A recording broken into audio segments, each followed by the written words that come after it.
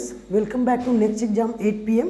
मैं सुभाष कुमार आपको 4th same civil engineer के लिए हाइड्रोलिक्स पढ़ा रहा हूँ। ठीक है, तो आज हम स्टार्ट करेंगे आपका पहला यूनिट, जो कि मैंने लास्ट इंट्रोडक्शन क्लास में बताया था कि नेक्स्ट क्लास से हम पहला यूनिट स्टार्ट करने जा रहे हैं। तो आज आपका पहला यूनिट है, that is properties of fluid.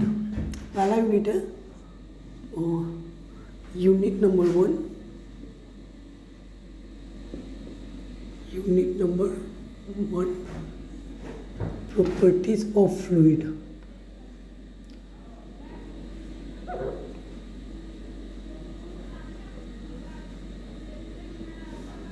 properties of fluid।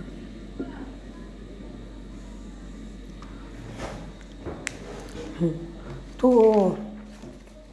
आपका पहला यूनिट आज हम स्टार्ट करने जा रहे हैं, that is properties of fluids. Okay, तो इसमें हम ऑलरेडी आपको बता चुके हैं कि क्या क्या पढ़ना है। तो सबसे पहला टॉपिक जो अकॉर्डिंग टू आपको आपके सिलेबस है वो है definition of fluids. Definition of fluids. तो फ्लूइड को हम डिफाइन कैसे करेंगे? सबसे पहले अगर हम हाइड्रोलिक्स पढ़ने जाते हैं तो उसमें एक इम्पॉर्टेंट टर्म होता है, दैट इज कि फ्लूइड। तो इस फ्लूइड को हम कैसे डिफाइन करेंगे ये देखते हैं। तो फ्लूइड को डेफिनेशन हम बोल सकते हैं कि a fluid may be defined as a substance which is capable of flowing. मतलब कि जो ऐसा सब्सटेंस जो कि फ्लो करने में कैपेबल हो उसको हम फ्लूइड्स कह सकते हैं। ठीक है, तो इसको हम लिखेंगे a substance which is capable of flowing.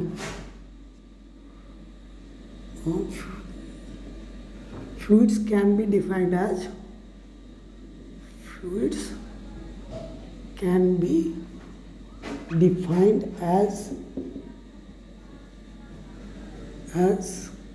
substances which is capable of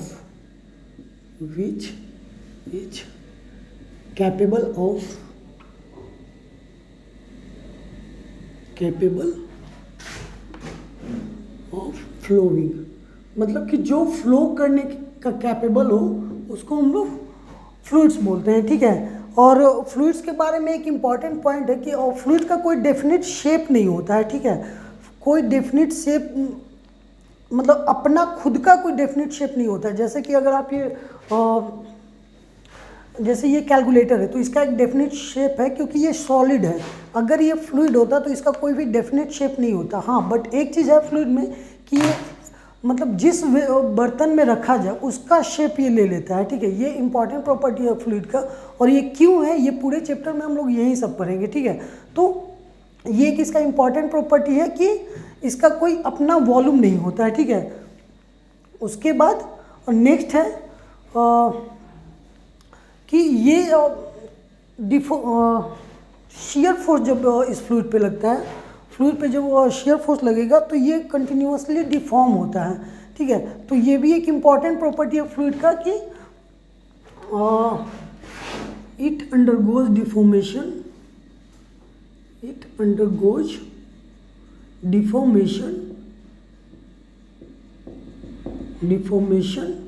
undergoes deformation under the action of shear force,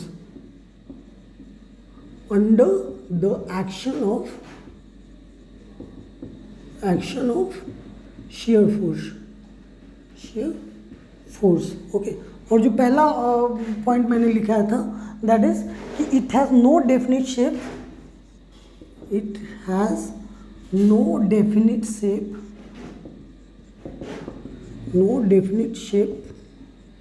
at its own,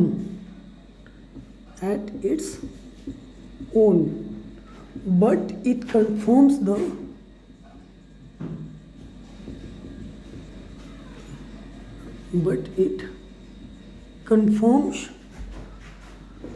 the shape of containing vessel।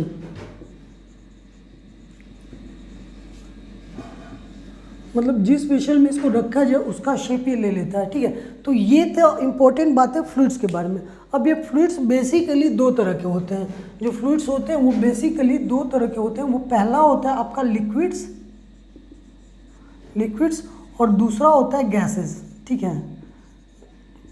पहला होता है लिक्विड और दूसरा होता है गैसेस। तो लिक्विड के बारे में कह सकते हैं कि ये एक डेफिनेट वॉल्यूम तो मतलब होता है इसका, ठीक है। कह सकते हैं लिक्विड्स के बारे में कि it possesses a definite volume, it possesses a definite volume,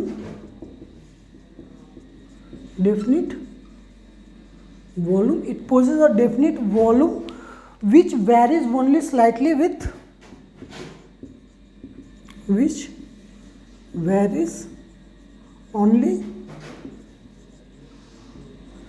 slightly with temperature and pressure,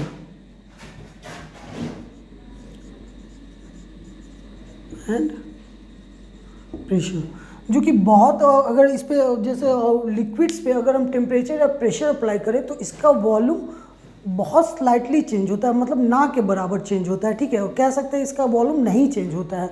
बहुत सारे कुछ फ्लूइड्स होते हैं जिसके केस में क्या होता है कि टेम्परेचर बढ़ाने पे थोड़ा सा वॉल्यूम उसका बढ़ता है, बट मैक्सिमम का क्या होता है कि वॉल्यूम ना के बराबर चेंज होता है। इसलिए यहाँ पे मैंने एक पॉइंट लिखा है स्लाइटली, एक वर्ड लिखा है स्लाइटली, ठीक है। तो ये टेम्परेचर के साथ स्लाइटली वेरी करता है, ठीक है। बट अगर लिक्विड के बारे में कुछ और पॉइंट्स, ठीक है, कि लिक्विड्स क्या होता है कि जैसे एक मैंने बताया था आपको कि कंप्रेसिबिलिटी एक इम्पॉर्टेंट फैक्टर होता है, ठीक है। कि अगर कोई फ्लूइड अगर कंप्रेसिबल हो, ठीक है, तो वो गैसेस के कैटेगरी में आता है। लेकिन लिक्विड्स का क्या होता है कि ये इनकम्प्रेसिबल होता है। लिक्विड्स आर जनरली इनकम्प्रेसिबल,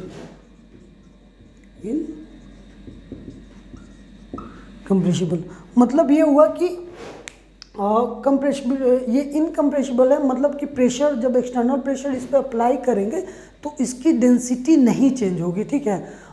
मतलब कि इसका डेंसिटी जो लिक्विड्स का डेंसिटी कांस्टेंट माना जाता है, ठीक है। और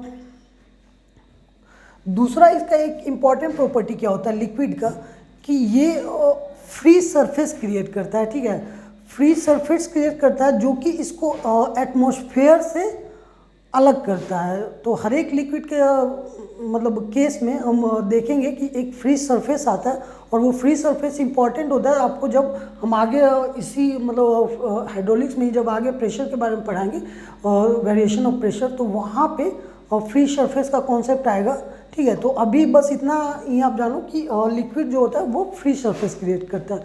नेक्स्ट आपका आता है गैसेस, ठीक है। तो गैसेस क्या होता है कि गैसेस कंप्रेसिबल होता है। लिक्विड मैंने बताया था कि लिक्विड इनकम्प्रेसिबल होता है। तो नेक्स्ट दैट इज गैसेस जो होता है, गैसेस ये इनकम्प्रेसिबल होता है। दूसरा पॉइंट क्या होगा कि ये जो टेम्परेचर और प्रेशर के साथ ये इसकी वॉल्यूम वेरी करेगी, ठीक है। और इसका कोई फाइनाइट वॉल्यूम नहीं होता है। ये क्या होता है कि अगर इस प्रेशर आप हटा लो, ठीक है, तो ये फ्रीली एक्सपेंड करता है और वहाँ तक एक्सपेंड करेगा जितना कि आपका जो वेसल में इसको रखा है उसका पूरा वॉल्यूम ये गैस गेन कर लेगा, ठीक है। तो गैसेस के बारे में कहते हैं कि ये इनकम्प्रेसिबल है और इसकी कोई डेफिनेट वॉल्यूम नहीं है। तो ये सारी बातें थी फ्लूइड्स के बारे में, ठीक है। और डेफिनेशन ऑफ फ्लूइड में ये सारी बातें हमने बताई। बेसिकली आपको डेफिनेशन ऑफ फ्लूइड इतना ही होता है, लेकिन इस तरह से हम पॉइंट वाइज सारी बातें जो भी टॉपिक पढ़ेंगे उसके रिगार्डिंग सारी बातें जानते चलेंगे, ठीक है। नेक्स्ट टॉपिक आपका आता है सिलेबस में, that is difference in behaviour of fluid with respect to solids.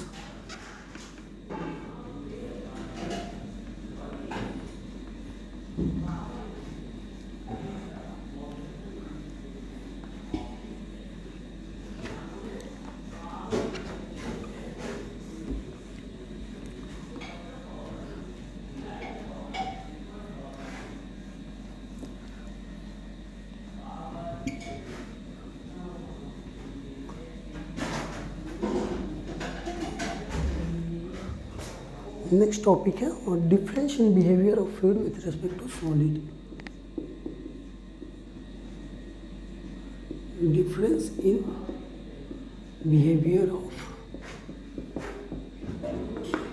Fluid with respect to solids. मतलब अगर सॉलिड के रिस्पेक्ट में हम फ्लूइड को देखें तो ये कैसे डिफरेंटली बिहेव करते हैं और ये सारी बातें इस टॉपिक में जानेंगे, ठीक है।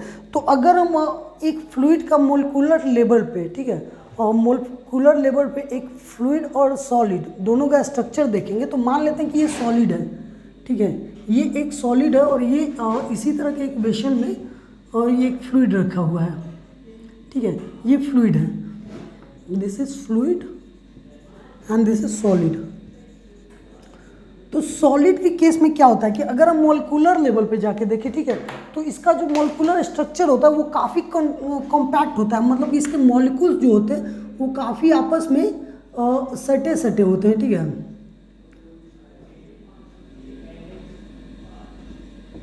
काफ़ी आपस में कॉम्पैक्ट होते हैं, जिसके कारण जैसे आपने अगर केमिस्ट्री पढ़ा तो उसमें पढ़ा होगा कि मॉलिक्यूल्स जो होता है कि with in the substance freely move करते हैं, ठीक है। मॉलिक्यूल्स क्या होता है, with in the substance freely move करते हैं और ये मूव करते हुए यही मॉलिक्यूल जब दूसरे मॉलिक्यूल से टकराता है या उसके पास जाता है, जब उसके पास जाता है तो दोनों मॉलिक्यूल्स में एक रिपल्सिव फोर्स आता है, ठीक है। ये रिपल्सिव फोर्स क्या करता है कि दोनों को दूर भगाता है, ठीक है, दोनों को रिपेल करता है, जिसके कारण एक दूसरे को पुश करेगा। तो ये लिक्विड के केस में क्या होता है कि जब ये इसको पुश करेगा तो ये जो मॉलिक्यूल है वो मूव करना स्टार्ट करेगा दूसरी तरफ, ठीक है। तो लिक्विड के केस में ये जो इनके बीच में जैसे दो मॉलिक्यूल होते हैं उनके बीच में हमेशा एक फोर्स ऑफ अट्रैक्शन लगा होता है, ठीक है। तो फ्लूइड के केस में क्या देखते हैं कि ये फोर्स ऑफ अट्रैक्शन जो होता है फ्लूइड के केस में, सॉलिड के केस में बहुत ज़्यादा होता है, ठीक है। ये फोर्स ऑफ अट्रैक्शन जो होगा वो बहुत ज़्यादा होगा और लिक्विड के फ्लूइड के केस में क्या देखेंगे कि ये फोर्स ऑफ अट्रैक्शन कम होता है। अब यही अगर फ्लूइड में अगर आप आ जाते हो लिक्विड और गैस अलग अलग करते हो, ये मान लेते हैं कि लिक्विड है और ये गैस है इसमें, ठीक है, ये गैस है ये लिक्विड है। तो लिक्विड के केस में क्या होता है कि ये जो मोलिकुलर फोर्स ऑफ अट्रैक्शन होता है, ठीक है, ये मोलिकुलर फोर्स ऑफ अट्रैक्शन जो लिक्विड के केस में होता है वो थोड़ा कम होता है, सॉलिड से कुछ कम होता है, जिसके कारण ये मॉलिक्यूल मूव तो करते हैं, मतलब विद इन द सब्सटेंस, जैसे यहाँ से यहाँ तक अगर ये फ्लूइड भरा हुआ है तो विद इन द सब्सटेंस से मूव करेंगे, बट ये जो लिक्विड में इंटरमोलिकुलर फोर्स ऑफ अट्रैक्शन होता है, मतलब कि दो मॉलिक्यूल के बीच का जो अट्रैक्शन फोर्स होता है, ठीक है, उसके कारण ये मूव तो करते हैं बट ये फोर्स इतना भी कम नहीं होता है ना कि ये सरफेस को छोड़ के चले जाए, ठीक है। ये क्या होगा कि इससे एक मॉलिक्यूल निकल के इजीली बाहर नहीं जा सकता है इस सब्सटेंस से, मतलब इतना होता है जो इसको बांधे रखता है। सॉलिड के केस में क्या होता है कि ये इंटरमोलिकुलर फोर्स बहुत ज़्यादा होता है, जिसके कारण ये इसको मूव नहीं करने देता है, ठीक है, और आपस में बांधे रखता है। ये कॉम्पैक्ट स्ट्रक्चर होता है, जिसके कारण इसका मॉलिक्यूल एक जगह से दूसरी जगह मूव नहीं करेगा, बट लिक्विड के केस में मूव तो करेगा बट ये with in the liquid he move करेगा, लिक्विड को छोड़ के कभी नहीं जाएगा। इतना बॉन्डिंग इसका कमज़ोर नहीं होता है, मतलब आपस की बॉन्डिंग इनकी इतनी होती है कि ये एक दूसरे को जाने नहीं देते हैं, ठीक है। बट अगर ये बात करें हम गैस में अगर बात करें तो इसमें क्या होता है कि ये बॉन्डिंग बहुत कमज़ोर होता है, जिसके कारण क्या होता है कि ये कहीं भी जा सकता है। ये इस सब्सटेंस को छोड़ के भी अगर ये हम वेसल खोल दें ऐसे तो ये मॉलिक्यूल्स बाहर भी इधर उधर घूमने लगेंगे, मतलब कि इनकी बॉन्डिंग आपस की इतनी कमज़ोर होती है। तो ये तो था मॉलिक्यूलर लेवल पे डिफरेंस, ठीक है। दूसरा देखते हैं कि अगर इन पे कोई एक्सटर्नल फोर्स लगे, तो ये कैसे बिहेव करेंगे, ठीक है। तो एक्सटर्नल फोर्स अगर आप पढ़े हो, मॉस पढ़े होगे तो वहाँ देखे होगे कि आपको फोर्स जो होता है वो तीन तरह का होता है, दैट इज़ एक होता है कंप्रेसिव फोर्स, ठीक है, दूसरा होता है टेंसाइल फोर्स और तीसरा होता है शियर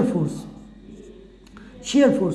तो ये क्या होता है कि जैसे इसमें एक लिमिट तक सॉलिड में एक लिमिट तक क्या होता है कि ये फोर्सेस के कारण डिफॉर्म तो होते हैं बट वापस से अपना शेप रीगेन कर लेते हैं, ठीक है। वापस से जो शेप में पहले थे एक लिमिट तक, जिसको लिमिट ऑफ प्रोपोर्शनलिटी भी बोलते हैं, तो उस लिमिट तक क्या होगा कि ये डिफॉर्म होंगे बट आपस में रीगेन कर लेंगे।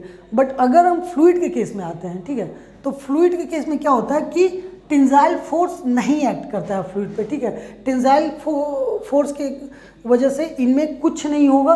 बट अगर ये कंप्रेसिव फोर्स इस पे लगाते हैं, अगर ये कंप्रेसिव फोर्स लगाते हैं तो कंप्रेसिव फोर्स में ये रिएक्ट तो करेंगे, बट अगर ये मतलब वेसल जो है जिसमें ये कंटेनर में रखा हुआ है, वो कंटेनर अगर क्लोज्ड हुआ, चारों तरफ से पैक हुआ, तब ये कंप्रेसिव फोर्स के अगेंस्ट मतलब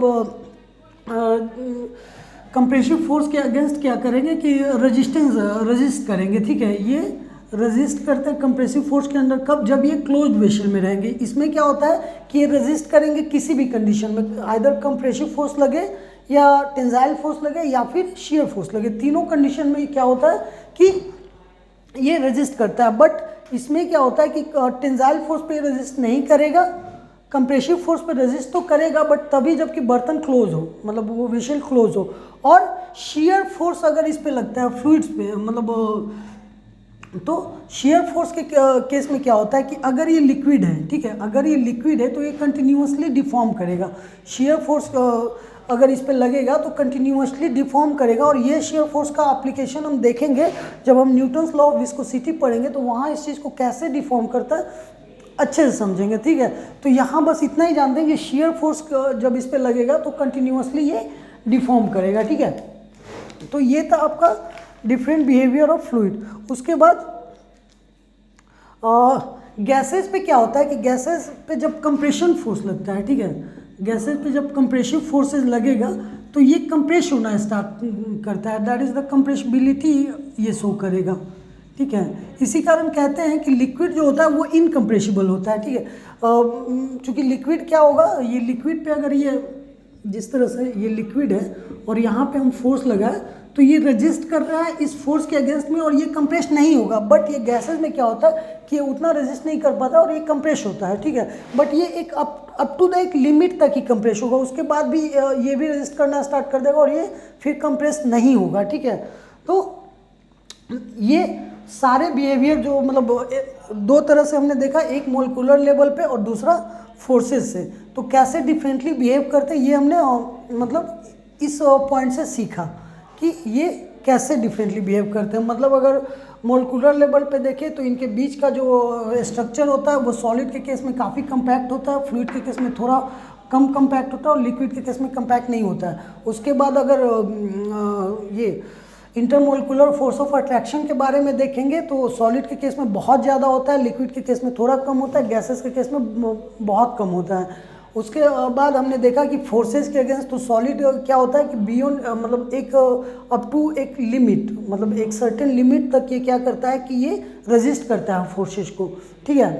तो उस लिमिट को हम लोग लिमिट ऑफ प्रोपोर्शनलिटी भी बोलते हैं। तो अगर इस पर टेंसाइल फोर्स, कंप्रेसिव फोर्स या फिर शियर फोर्स, तीनों में कोई फोर्स लगे तो ये अप टू एक सर्टेन लिमिट फोर्स को रेजिस्ट करेगा। बट फ्लूइड के लिक्विड के केस में क्या देखते हैं कि ये कंप्रेसिव फोर्स को तो रेजिस्ट करता है वो, लेकिन जब जिस वेसल में रखा वो वेसल क्लोज है तभी, अगर वेसल क्लोज नहीं है तो कंप्रेसिव फोर्स को ये रेजिस्ट नहीं करेगा। हालांकि टेंसाइल फोर्स को ये बिल्कुल नहीं रेजिस्ट करता है।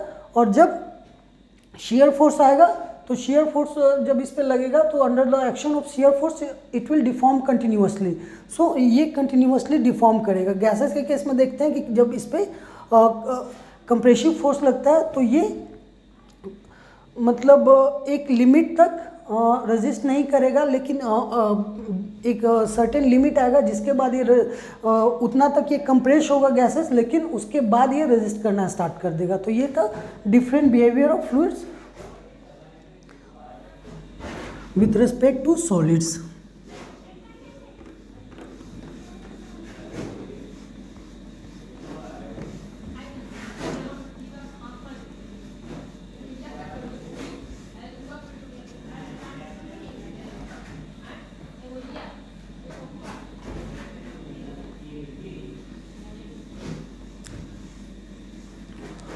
Your next topic is Introduction to Fluid Mechanics and Hydraulics.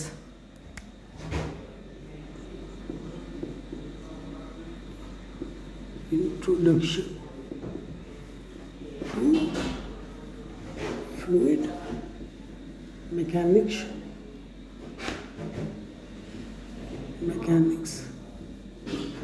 and hydraulics.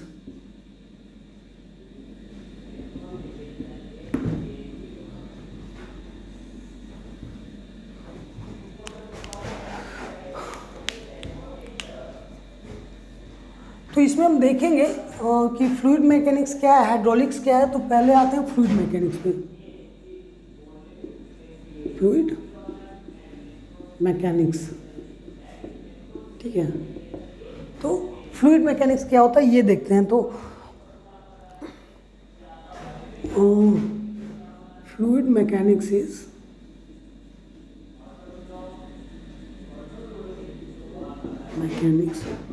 Is that branch of science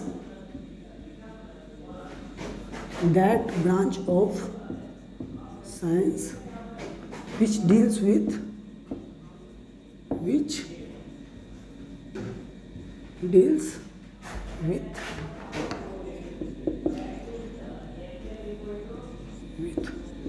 behavior of fluid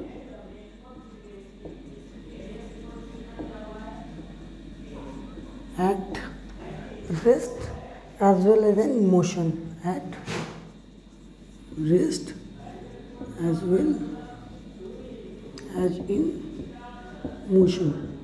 Then this is the definition of fluid mechanics, which says that fluid mechanics is that branch of science which deals with the behavior of fluid at rest as well as in motion. Means if in fluid mechanics we will study about the behavior. Which kind of behavior? Then behavior of fluid. तो behavior of fluid के बारे में यहाँ पे पढ़ेंगे और वो fluid कैसा होगा। तो this fluid will be either in rest और in motion, ठीक है। या तो रेस्ट में या तो मोशन में, दोनों केस में हम इसके बिहेवियर के बारे में पढ़ेंगे। तो that is the definition of fluid mechanics, ठीक है। अब ये जो मतलब फ्लूइड मैकेनिक्स है, बेसिकली इसको तीन तरह से डिफाइन किया जाए। Statics, kinematics and dynamics.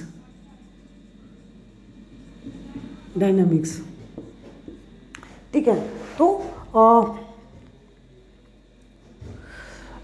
Fluid statics क्या है? तो यहाँ पे क्या करते हैं कि जो फ्लूइड रेस्ट में हो, ठीक है, जो फ्लूइड रेस्ट में हो उसका जो स्टडी करते हैं that is called fluid statics. Okay, कि जो फ्लूइड रेस्ट में है उसको हम फ्लूइड स्टैटिक्स में पढ़ते हैं। यहाँ पे फ्लूइड मोशन में तो है, fluid is in motion but no pressure forces are considered.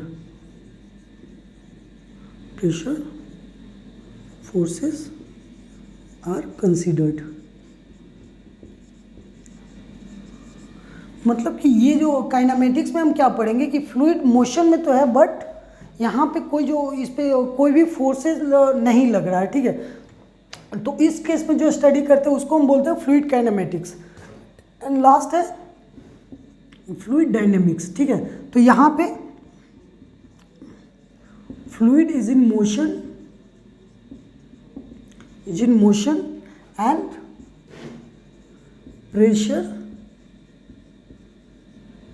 pressure forces are considered.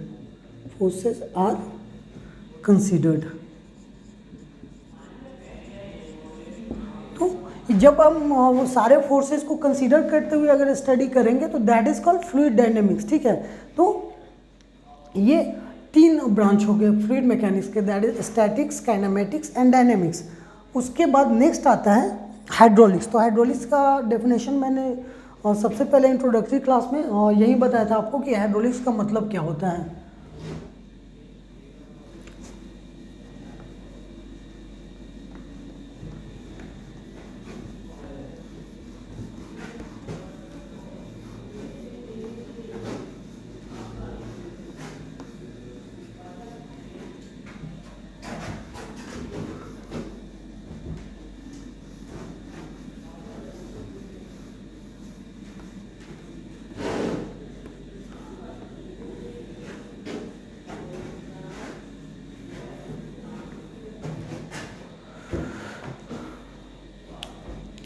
Hydraulics.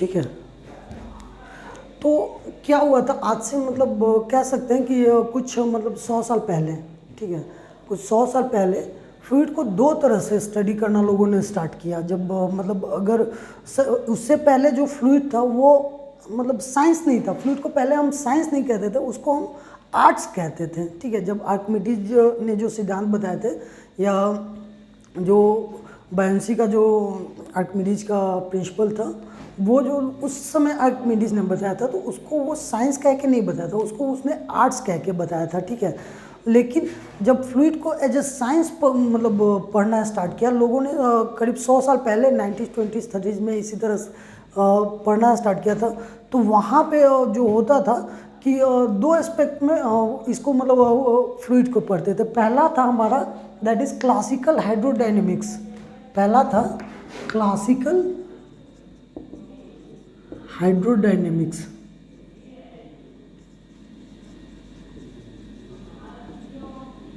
and second one was hydraulics। ठीक है, तो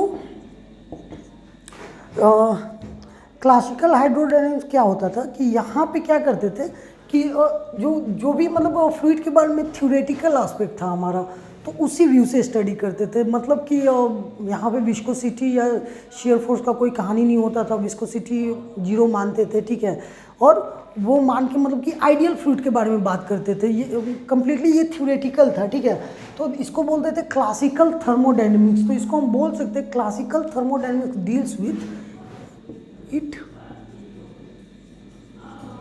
deals with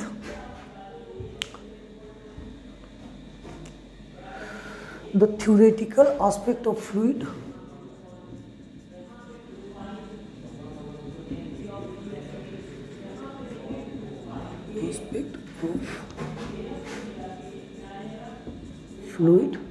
the theoretical aspect of fluids, where we consider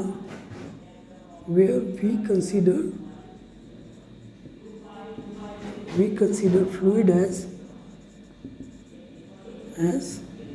an ideal fluid।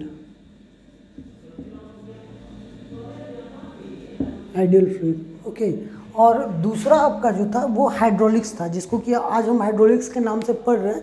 तो hydraulics deals with the practical aspects. Hydraulics deals with the practical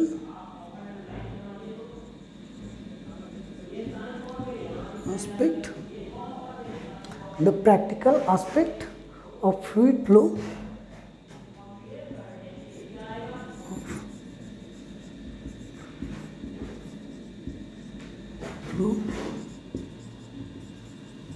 which has the fluid flow which has been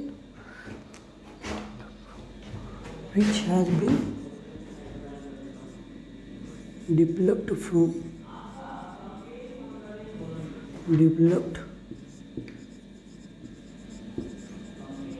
experimental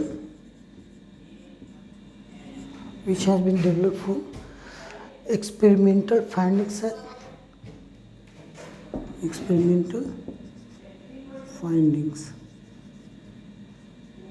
and therefore it is more practical।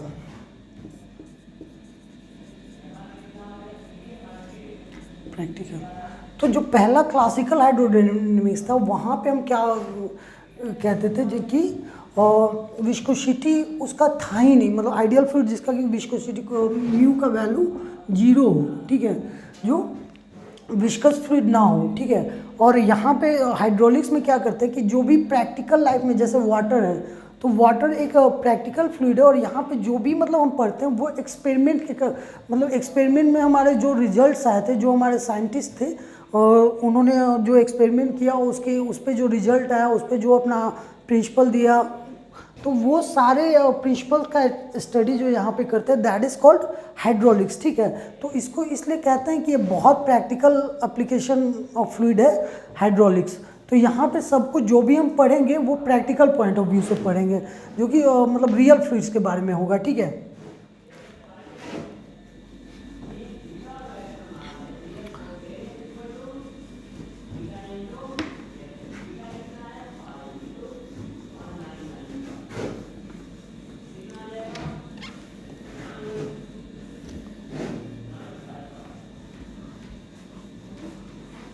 Time कितना होगा?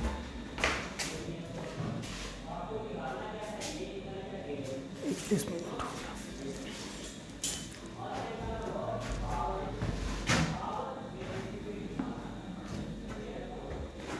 गया। Next इसी में आपको that is next one is hydrostatics and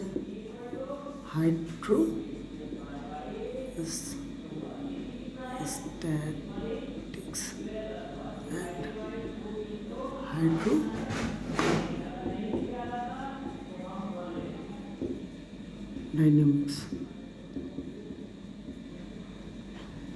तो यहाँ पे जो फ्लूइड होंगे, जो फ्लूइड्स हो गए, ऑलरेडी मैंने बता दिया था स्टैटिक्स के बारे में कि फ्लूइड रेस्ट पे होंगे, फ्लूइड रेस्ट में होंगे, ठीक है। और यहाँ पे जो फ्लूइड होगा वो हमारा रेस्ट में होगा, ठीक है। और यहाँ पे जो हाइड्रोडायनेमिक्स में जो फ्लूइड होगा वो मोशन में होगा। तो हाइड्रोस्टैटिक्स को अगर हम डिफाइन करें, तो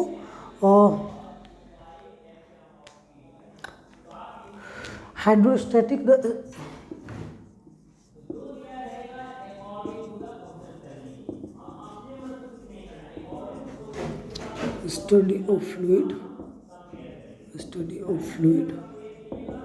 study of fluid at rest and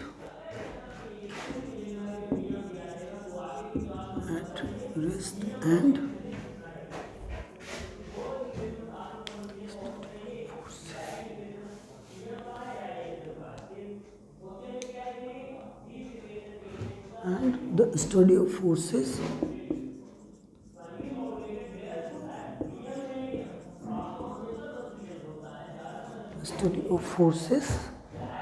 that can be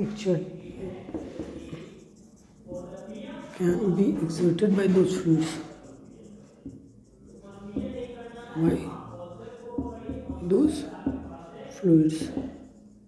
तो ये इसका डेफिनेशन होता है हाइड्रोस्टैटिक्स का। मतलब क्या हुआ कि जो फ्लूइड रेस्ट में है और जो मतलब कुछ फोर्सेस लगा रहे हैं, ठीक है। तो ये क्या फोर्सेस लगा रहे हैं, मतलब कि वहाँ भी हमने पढ़ा था कि जो फ्लूइड डायनेमिक्स में कि फ्लूइड स्टैटिक्स में हमने पढ़ा था कि जो रेस्ट में हो और प्लस उस पर जो भी फोर्सेस लग रहे हो उसके स्टडी को हम लोग डायनेमिक्स बोलते हैं, ठीक है। लेकिन यहाँ हाइड्रोडायनेमिक्स का क्या कहना है कि ये यहाँ पे फ्लूइड रेस्ट में है और ये फ्लूइड क्या क्या फोर्सेस एग्जर्ट कर रहा है, जैसे कि प्रेशर फोर्स कितना होगा, ठीक है। जैसे अगर मान लेते हैं कि कोई फ्लूइड है कंटेनर में, इस फ्लूइड को लेते हुए हम किसी इंजन से इसमें एक पंप लगा देते हैं और वो पंप जाके फिर से कोई इंजन को रोटेट कराए, फ्लाईव्हील को रोटेट कराए, तो उस केस में हम बोलते हैं कि ये हाइड्रोस्टैटिक्स है। उसी तरह अगर हाइड्रोडायनेमिक्स की हम बात करें, ठीक है, हाइड्रोडायनेमिक्स, तो ये जो मोशन में फ्लूइड होते हैं और वो कि क्या फोर्स एग्जर्ट कर रहे हैं उसको हम लोग हाइड्रोडायनेमिक्स बोलते हैं।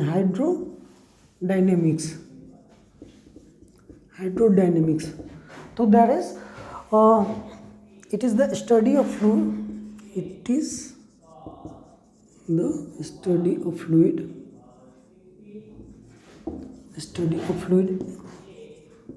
in motion, study of fluid in motion and study of fluids in motion. It is about when we use that motion in that motion to do a particular work, motion, when we use that motion in, when we use that motion in, when we use that motion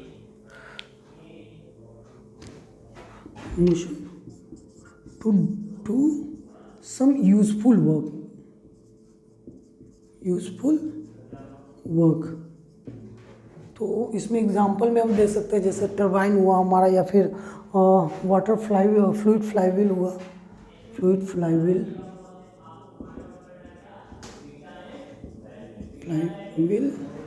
turbine.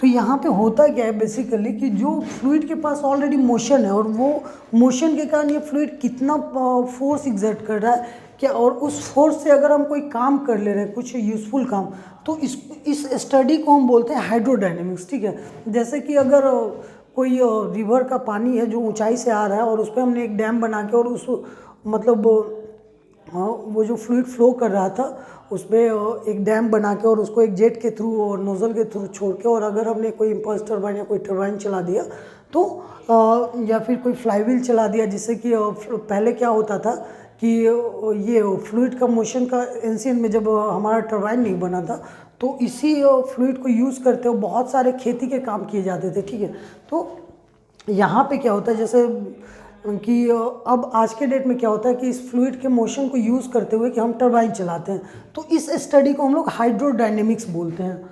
और इसके बाद आपको जो next topic है वो particular आ जाता है properties of fluid, जिसमें कि आपको डेंसिटी फिर वेट डेंसिटी ये सब सारे टॉपिक्स पढ़ने, तो वो मैं आपको नेक्स्ट क्लास में पढ़ाऊँगा। आज की क्लास के लिए इतना ही, और हमारा चैनल जरूर सब्सक्राइब कीजिएगा, that is next exam 8 PM। आप इसको सब्सक्राइब कीजिए, notification icon that is bell icon है उसको दबाइए, आपको नोटिफिकेशन मिलते रहेंगे, जब भी वीडियो आएंगे आपका वीडियो रेगुलर अपलोड होता रहेगा। ओके, तो आज के लिए इतना ही, थैंक यू वेरी मच।